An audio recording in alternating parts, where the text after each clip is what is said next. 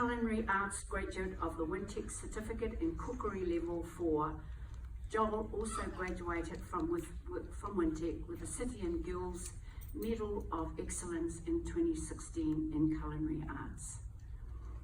During his career journey, Joel was exposed to people in the culinary profession who assisted him to refine his skills. And with this support, this provided him with the confidence to develop his passion and creativity. Inspired by Chef Josh Emmett, also a previous Wintec graduate in Culinary Arts, Joel gained his first chef position as a Foundation Woo Crew. Rolls off nicely. Member at Josh Emmett's Madame Woo restaurant in Hamilton. Recognising Joel's potential and ambitions, his tutor Amy Opperman encouraged Joel to apply for a once-in-a-lifetime opportunity as a chef de cuisine in Bahrain, working for the Bahrain royal family. And I just heard tonight it was actually the king himself, as well as the royal family. Working for executive chef Paul Britton, one could say a significant step in any chef's career. Within 6 weeks, the magic carpet ride, as Joel describes it, had begun, and his career was swiftly on the move. Can you imagine the analogy? Joel, having now completed 2 years of service in his current role, is looking forward to the future, and who knows where it will take him next. Perhaps only the genie knows. But one thing is for sure, we will expect to see a bright future for Joel with his career, and are sure he will make the magic happen.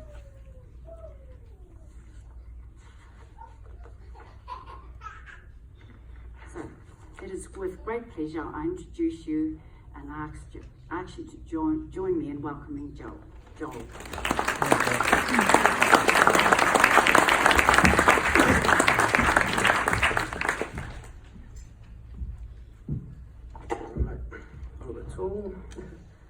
Thank you.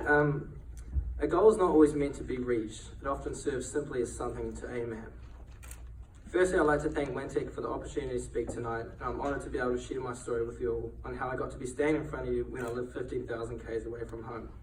Secondly, congratulations to all the students here tonight. You wouldn't be here if you didn't achieve something spectacular, and you should be proud of yourselves for that. As ironic and as corny as it sounds, I was sitting where you were sitting back in 2016, receiving my London City Guild's Medal of Excellence Award. I'm John Miller, I'm 22 and by no means a public speaker. I'm not here to tell you how to make $1 million, as nice as that would be. I'm just a chef from the Tron, living abroad, here to tell you my story. I'm currently living on the island of Bahrain in the Middle East, pretty much a big sandpit, an hour from Dubai for those of you who don't know, no bigger than Hamilton, working for the royal family as a chef de cuisine. You're probably wondering, how does one land such an opportunity? Well, that's why I'm here. First things first, we have to go back to my high school days not so long ago, where I'd mainly go just to eat my lunch. Let's say it wasn't for me. Apart from taking algebra knowledge for life, I also took a passion for cooking, thanks to showing an early interest in food tech during my years at Hamilton Boys. This led me to deciding that becoming a chef was for me. I'm just going to briefly touch on a story where I was fortunate enough and privileged to be able to meet Josh Emmett at Rata in Queenstown. Obviously, I was already a bit of a fanboy and wanted to pick for my DP, which I got, but Josh was also someone who I looked up to. He's a Michelin-star chef and worked for Gordon Ramsay. He told me something that day. Joel, listen to me. The best advice I can give you is to go study cooking at Wintec in Hamilton, my old stomping ground where I trained. And when you finish, come and see me. So I took his advice, and that's exactly what I did. Let's go back to 2014. I'm a 16-year-old young lad starting with my passion to become a chef at Wintec. I wanted the earliest possible start in life, and to this day I believe that age is just a number. Don't think you can't do something, or you can't go for that job, or you can't do this. You're just using your age as an excuse not to accomplish things, just because you're too young.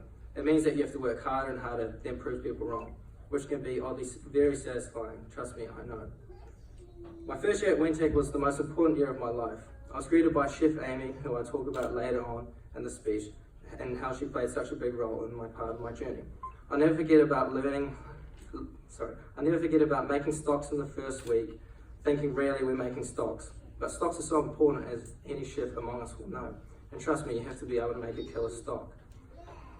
But soon you'll learn all about cooking stock, sauces, knife skills, and even boiling an egg, and the list goes on. Once you master all these skills, then the fun really started for me. My point here is never forget the basics. The foundation of what you're capable of now, and I'm thankful every day for this. I walked into year 2 thinking, yep, I know everything, but that certainly wasn't the case. Chef Brett encouraged me to learn how to turn those basic skills I learned in my previous year into that 40-year-old plate of food. Not only did he do this, he allowed my passion and flair of plating to come out, allowing me to plate the dishes however I wanted each day, and I thank him so much for this, allowing me to do this. I didn't want to paint the same picture with food as everyone else did. In my second year, I was pushed to give culinary fair competition a crack, and I thought, why not? And let's say I loved it. The pressure of competing is completely different than any restaurant kitchen. It's all you. If you make a mistake, you have to fix it. You can't just go and ask someone. Life is the same. You can't rely on other people to fix your mistakes. So gain all the knowledge you can to fix them yourself. Competing in culinary fair and not doing not too bad, however, I was never completely satisfied with my effort. I was then asked to come back and have a crack at the World Chef Comps. I gladly accepted and wanted to push myself to develop as a young chef.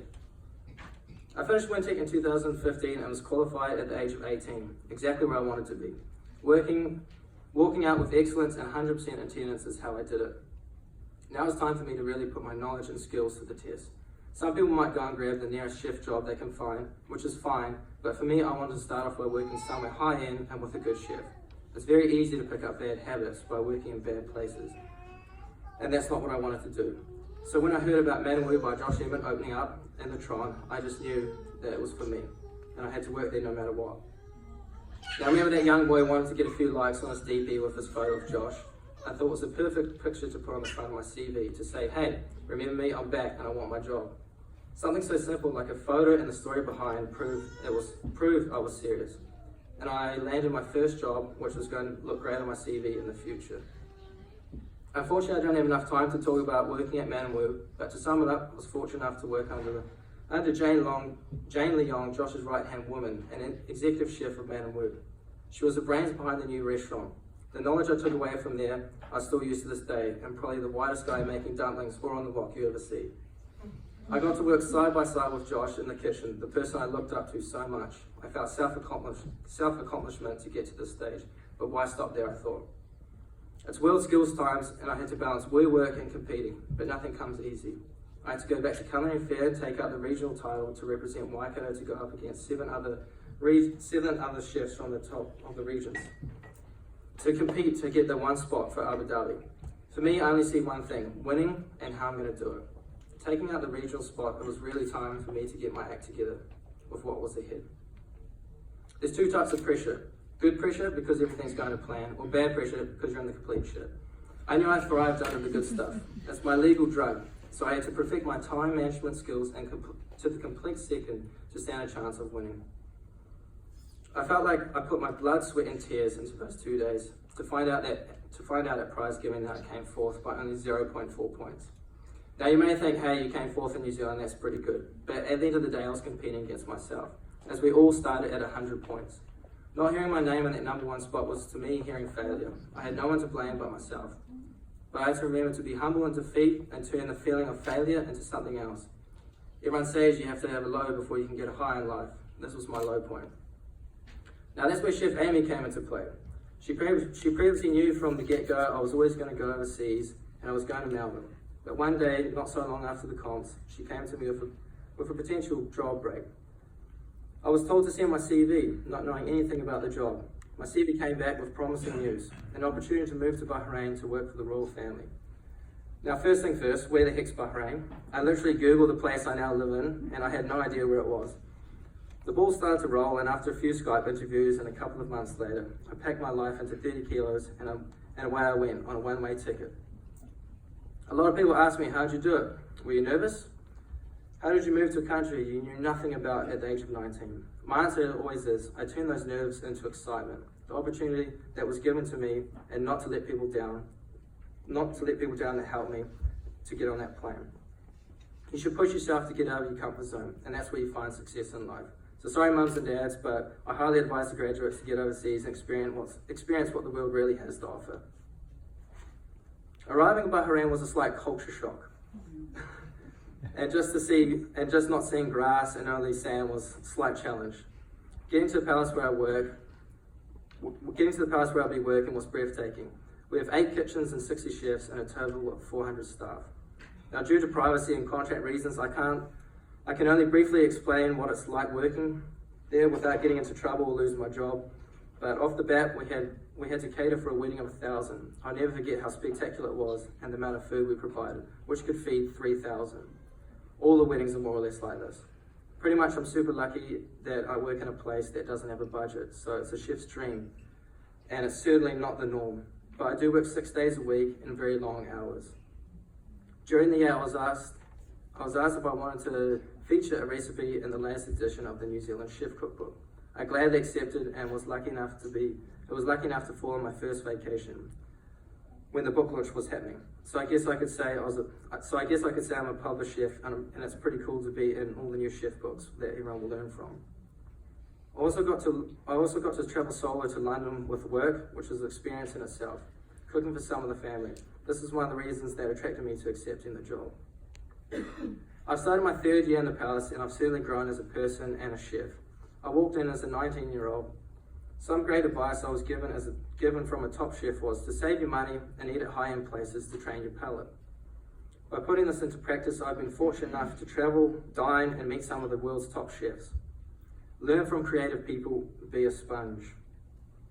I don't set goals, I set myself realistic things to achieve. Life is always changing and you have to go with the flow. So set achievements.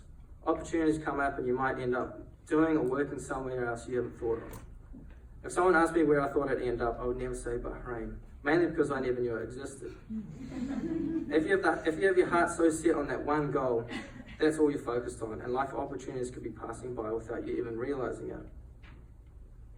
I was writing this paragraph 35,000 feet in the air, and I just watched the Richie McCaw documentary, thinking to myself that if you do venture out of New Zealand to start your life's journey, never forget about where you come from, and how truly lucky we are to be from such an amazing place. Seeing it on that little screen whilst I ate some shitty airline food almost made me tear up on how humble and blessed I am to be from a country, and never remember to turn your back on that little place called home. Shukran, thank you.